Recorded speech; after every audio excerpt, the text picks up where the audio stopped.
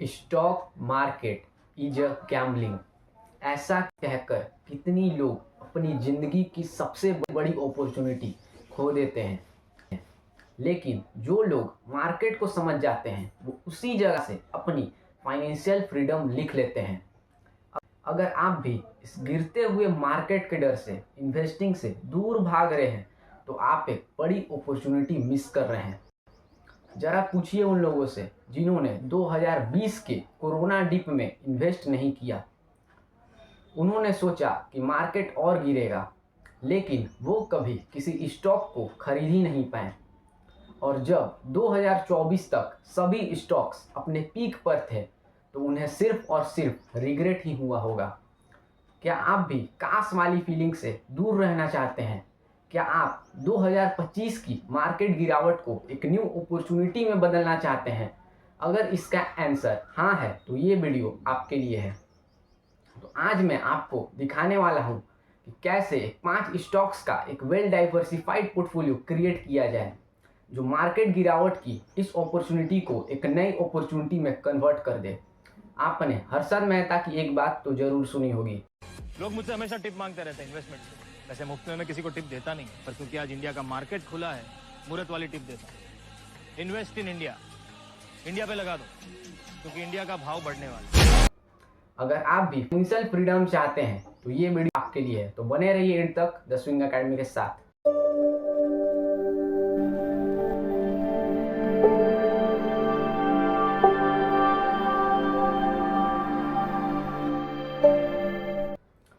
दुनिया का health care sector तेजी से बढ़ रहा है और इंडिया इस रेस में बिल्कुल भी पीछे नहीं है। हर इंसान की सेहत को बेहतर बनाने का सपना लेकर इंडिया का एक नाम जो ग्लोबली स्टेज पर चमक रहा है, इसका नाम है मोरेपैन लैबोरेटरीज, जिसे कि हमने 5th नंबर पे रैंकिंग दी है। ये एक ऐसी कंपनी है जो जेनरिक ड्रग्स और एक्टिव फार्मास्यूटिकल इंग्रेडिएंट्स में लीडर बन चुकी है। अगर इंडस्ट्री की बात करें तो Indian pharma market 65 billion US dollar तक पहुंच चुका है और 2030 तक इसे 130 बिलियन यूएस डॉलर तक जाने का एस्टीमेट है। यानी एक बड़ा ग्रोथ पोटेंशियल हमारे सामने है। मोरेपैन लैब का most focus exports, OTC medicine और डायग्नोस्टिक प्रोडक्ट्स पर है। अगर इस कंपनी के नंबर्स की बात करें तो कंपनी ने पिछले 5 सालों में अपनी रिवेन्यूज को 17% की CAGR की तेजी से बढ़ाया है। ये इसकी मार्केट लीडरशिप और एक्सपेंडिंग प्रोडक्ट को इंडिकेट करती है। और एक और ख़ास बात, अगर इसके स्टेबिलिटी की बात करें तो इसका नेट प्रॉफिट मार्जिन 8 से 10% पर स्टेबल है। यानी कंपनी अपने ऑपरेशंस को इफिशिएंट और प्रॉफिटेबल बनाकर चल रही है। सबसे खास बात कि इस कंपनी का डेब्ट टू इक्विटी रेशियो काफ़ी लो है। इस कंपनी पर किसी भी प्रकार का बर्डन नहीं है लोन का। लो डेब्ट का मतलब होता है कि कंपनी अपने रिसोर्सेस को अच्छे तरीके से मैनेज कर रही है, जो कि एक हेल्दी फाइनेंशियल को इंडिकेट करता है। और एक और इंटरेस्टिंग बात, फॉरेन इंस्टीट्यूशनल इन्वेस्टर यानी कि FIIs की पोजीशंस को इंक्रीज कर रहे हैं क्वार्टर ऑन क्वार्टर बेसिस पे। यह कंपनी का ग्लोबल लेवल पर भी ट्रस्ट बढ़ता चला जा रहा है। अगर कुछ ग्रोथ ट्रिगर्स की बात की जाए तो उनमें से पहला ग्रोथ ट्रिगर है US और यूरोपियन मार्केट में फार्मास्यूटिकल्स की डिमांड का तेजी से बढ़ना, जो कि एक इंडिया के मोरेपैन लैब जैसी छोटी कंपनी के लिए एक गोल्डन अपॉर्चुनिटी बन सकता है। अगर दूसरे ग्रोथ ट्रिगर्स की बात की जाए तो China plus one child policy, हर कंट्री अपनी डिपेंडेंसी को चाइना से शिफ्ट कर रहा है, जिसका कि मेजर इम्पैक्ट इंडिया के API एक्सपोर्ट्स को होगा, जिसमें कि इंडिया को एक मेजर प्लेयर, बड़ा प्लेयर माना जा रहा है। तो कह सकते हैं कि इसका डायरेक्ट इम्पैक्ट हमें इन छोटी फार्मा कंपनियों पे देखने के लिए मिल सकता है।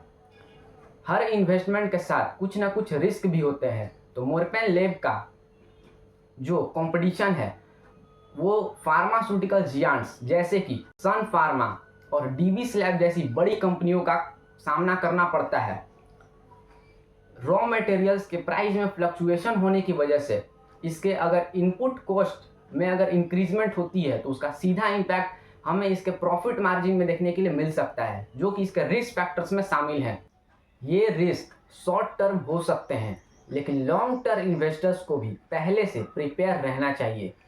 तो अगर हम मोरेपेन लैबोरेटरीज के ओवरऑल कंक्लूजन की बात करें तो मोरेपेन लैब एक ग्रोइंग फार्मा कंपनी है जो कि एपीआई एक्सपोर्ट्स, ओटीसी मेडिसिन और डायग्नोस्टिक प्रोडक्ट्स में स्ट्रॉन्ग प्रेजेंस रखती है। कंपनी के फाइनेंशियल्स काफ़ी स्टेबल हैं।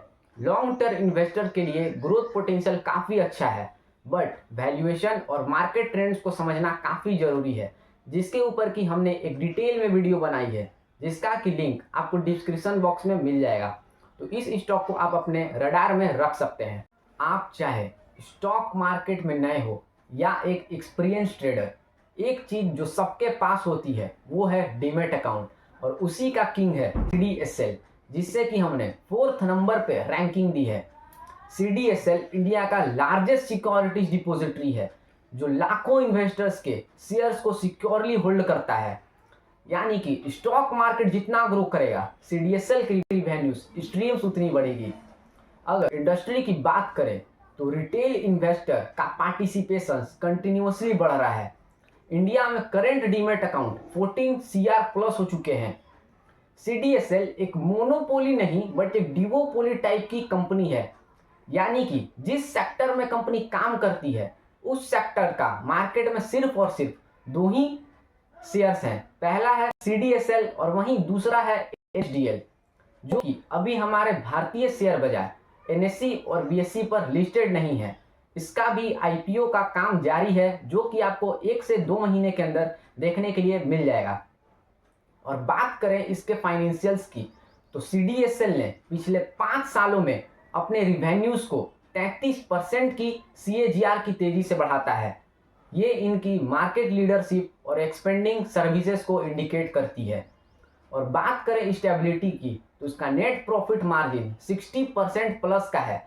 तो आप समझ सकते हो कितने हाई प्रॉफिट मार्जिन के साथ कंपनी काम करती है। एक एग्जांपल से समझा जाए तो 100 रुपये के रिवेन्यू में कंपनी 60 रुपये का प्रॉफिट अर्न करती है। ऐसी ऑपरेटिंग प्रॉफिट मार्जिन वाली कंपनी आपको शेयर बाजार में काफ़ी कम देखने के लिए मिलेगी, जिनमें से सीडीएसएल एक है। सबसे इंटरेस्टिंग बात, कंपनी के ऊपर डेप्ट 0 रुपीस है। यानी कि कंपनी ऑलमोस्ट डेप्ट फ्री कंपनी है और साथ में 1400 करोड़ का कैश रिजर्व को भी अच्छे तरीके से मेंटेन कर रही है। और एक और इंटरेस्टिंग बात, फॉरेन इंस्टीट्यूशनल इन्वेस्टर्स यानी कि FIIs continuously quarter on quarter basis पे अपनी पोजीशंस को इंक्रीज कर रहे हैं। यानी कि ग्लोबल कंपनीज भी इस कंपनी पे ट्रस्ट कर रहे हैं। अगर कुछ ग्रोथ ट्रिगर्स की बात की जाए तो उनमें से पहला है आईपीओस और म्यूचुअल फंड का तेजी से बढ़ना। आपने देखा कि 2024 में इंडिया की सबसे ज़्यादा आईपीओस मार्केट में आई। यानी कि हर कंपनी बुल रन में अपनी आईपीओ को मार्केट में लाना चाहती है ताकि वो इन्वेस्टर से एक फेयर वैल्यू प्राप्त कर सके और अपने सारे एग्जिस्टिंग शेयर्स को वहाँ पे एग्जिट कर सके। आपने देखा कि कैसे लगातार रिटेल इन्वेस्टर्स की एसआईपी इंक्रीज हो रही है। 5 सितंबर से जो हमारी कंटिन्यूसली रिटेल इन्वेस्टर्स की एसआईपी में तेजी देखने को मिली है वो पिछले 50 साल के आंकड़ा को क्रॉस कर रहा है। दूसरा, अगर ग्रोथ ट्रिगर्स की बात की जाए तो वो है सेबी का पुश है कि डायरेक्ट लोग स्टॉक मार्केट में इन्वेस्टमेंट्स करें। जैसे जैसे लोग डायरेक्टली रूप से स्टॉक मार्केट में इन्वेस्टमेंट करेंगे, सीडीएसएल के रिवेन्यूज पे वहाँ पे डायरेक्ट पॉजिटिव इम्पैक्ट देखने के लिए मिलेगा। लेकिन हर इन्वेस्टमेंट के साथ कुछ ना कुछ रिस्क भी होता है। तो अगर हम कुछ रिस्क फैक्टर्स की बात करें तो हम लोग स्टॉक मार्केट के ऊपर डायरेक्टली रूप से डिपेंडेंट नहीं रह सकते हैं, क्योंकि यहाँ कुछ भी रिसेशन या स्लो डाउन हमें देखने के लिए मिल सकता है। तो ये एक यहाँ पे सीडीएसएल का रिस्क फैक्टर प्रेफर किया जा सकता है। अगर सेकेंड रिस्क फैक्टर की बात करें तो वो है इसका डायरेक्ट एनएसडीएल से कंपटीशन। लेकिन रिटेल मार्केट का किंग है सीडीएसएल, जो कि 60% प्लस मार्केट शेयर को होल्ड करता है। लेकिन आने वाले समय में अगर सीडीएसएल मार्केट में आती है, वो अपने बिजनेस एक्सपेंड करना चाहती है, तो उसका डायरेक्ट इम्पैक्ट हमें सीडीएसएल के प्रॉफिट मार्जिन में देखने के लिए मिल सकता है। अगर ओवरऑल कंक्लूजन की बात करें तो सीडीएसएल एक ऐसे पोजीशन में है जो इंडिया के इको फ्रेंडली सिस्टम में फाइनेंशियली इम्पैक्ट करता है। रैपिडली बढ़ते हुए डीमैट अकाउंट और रिटेल इन्वेस्टर्स का पार्टिसिपेशन इसके रिवेन्यू को बूस्ट करता है।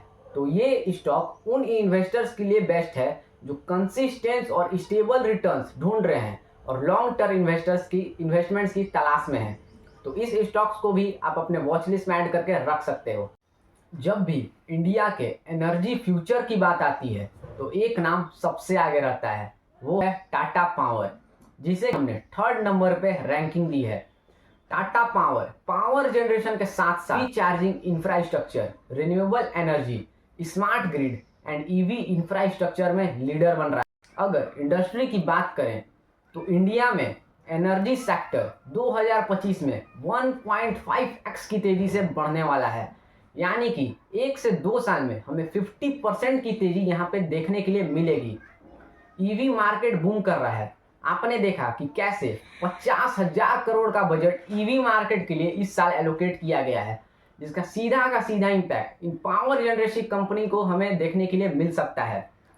टाटा पावर का फोकस अब जो प्राइमरी होता जा रहा है वो है renewable energy, smart grid and EV infrastructure, जो कि आने वाले कुछ सालों में रैपिडली और एकदम तेजी से ग्रोथ होने वाली सेक्टर है। अगर इस कंपनी के फाइनेंशियल्स की बात करें तो कंपनी ने पिछले 3 सालों में अपने रिवेन्यूज को 20% की CAGR की तेजी से बढ़ाया है। ये ग्रोथ उनकी मार्केट लीडरशिप और एक्सपेंडिंग प्रोडक्ट को इंडिकेट करती है। सबसे इंटरेस्टिंग बात कि FIIs कंटिन्यूअसली अपनी इन्वेस्टमेंट्स को क्वार्टर ऑन क्वार्टर बेसिस पे इंक्रीज कर रहे हैं, यानी ग्लोबल लेवल पे भी कंपनी का ट्रस्ट काफ़ी बढ़ता जा रहा है।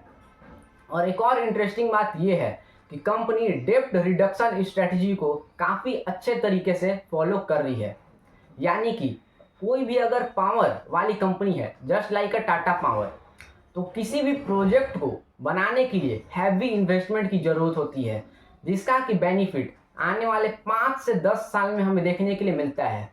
तो कंपनी अपने डेब्ट को लगातार कम कर रही है, जो कि एक ग्रोथ ट्रिगर्स में शामिल किया जा सकता है। तो वो है टाटा का नाम और गवर्नमेंट सपोर्ट।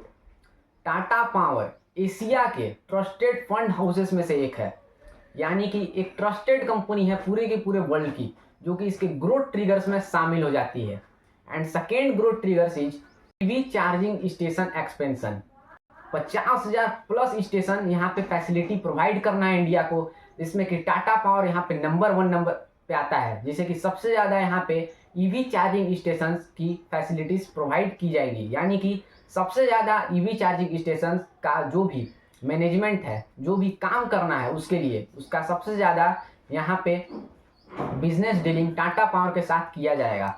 लेकिन हर इन्वेस्टमेंट के साथ कुछ ना कुछ रिस्क भी होते हैं, तो आपको वो भी जानना बहुत ज़रूरी है।